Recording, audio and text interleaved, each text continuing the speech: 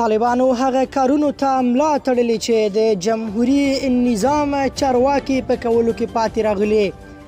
تازه د کانونو او پټرولیم وزارت وایي د ټاپي پروژې د عملي کولو لپاره په ټول هیواد کې شرایط برابر شوي او نور باید د دغې پروژې چارې پیل شي.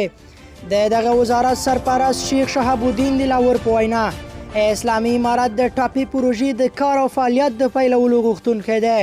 نوموړي د څرګندونې د ټاپي پروژې له اجرایوي مشر محمد مراد امانوف او مل پلاوي سره په کتنه کې کړي دي. شیخ شهاب الدین دلاور وایي د دې پروژې د پلي کولو لپاره د ښه امنیت شتون او ټول شرایط برابر دي او سرپرست حکومت به د ټاپي پروژې د پلي کولو په برخه کې له هیڅ ډول همکارۍ څخه ډډه ونه کړي. د کانونو او پټرولیم وزارت لخوا په خپره شوې خبرپاڼه کې راغلي دواړو لوریو د ټاپي پروژې د کار د عملي پیل او فعالیتونو په اړه بحث او نظرونه شریک کړل.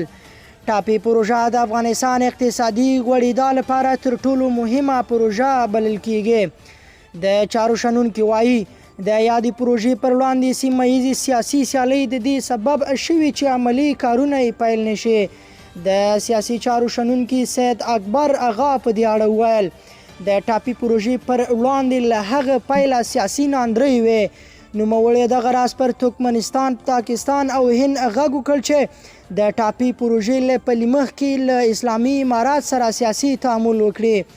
ټاپي پروژې د کار د پیل تړون په 2014 میلادي کال کې د ترکمنستان په اشکاباد ښار کې د ترکمنستان، افغانستان، پاکستان او هند ترمنځ لاسلیک شو، خو د امنیتي لاملونو له امله یې کارونو پرمختګ ونه کړ.